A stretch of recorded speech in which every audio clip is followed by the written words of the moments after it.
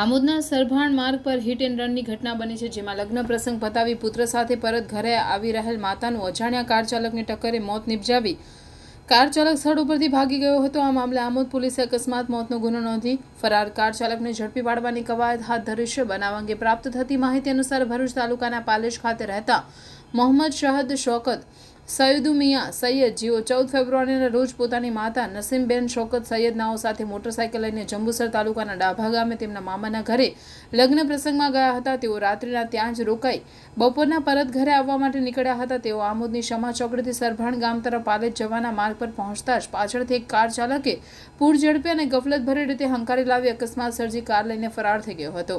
આ અકસ્માતમાં મોટરસાયકલ પર સવાર માતા અને પુત્ર માર્ગ પર પટકાયા, જેમાં માતા નસીમબેન શૌકત સૈયદને માથાના ભાગે ગંભીર ઈજા પહોંચતા બેભાન થઈ ગયા, જ્યારે પુત્ર મોહમ્મદ શહદ શૌકત સૈયદુ મિયા સૈયદને શરીર પર ગંભીર ઈજા પહોંચી હતી। અકસ્માત બાદ પાછળ આવી રહેલા કાર ચાલકે ઈજાગ્રસ્ત માતા પુત્ર બંનેને સારવાર હેઠળ આમોદના સરકારી દવાખાને લઈ ગયા હતા, જ્યાં હાજર તબીબે નસીમબેનને મૃત જાહેર કર્યા હતા। આ મામલે મોહમ્મદ શહદ શૌકત સૈયદ મિયા સૈયદે આમોદ પોલીસ મથકમાં ફરાર કાર ચાલક સામે ફરિયાદ નોંધાવતા પોલીસે તપાસ શરૂ કરી છે।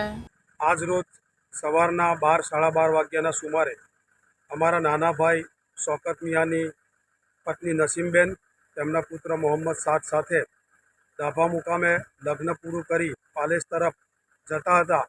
ત્યાં સરભાણથી અને આમોદની વચ્ચે એક સફેદ જેવા કલરની સ્વિફ્ટ ગાડીએ સંપૂર્ણ બેદરકારી રીતે અને ગફલત રીતે હંકારી લાવી જોરદાર ટક્કર પાછળથી મારતા અમારા ભાઈની પત્ની 5-7 ફૂટ હવામાં ફંગોળાઈ ગયેલા અને તેઓનું ઘટના સ્થળે જ કમકમાટી ભર્યું મોત નીપજ્યું છે।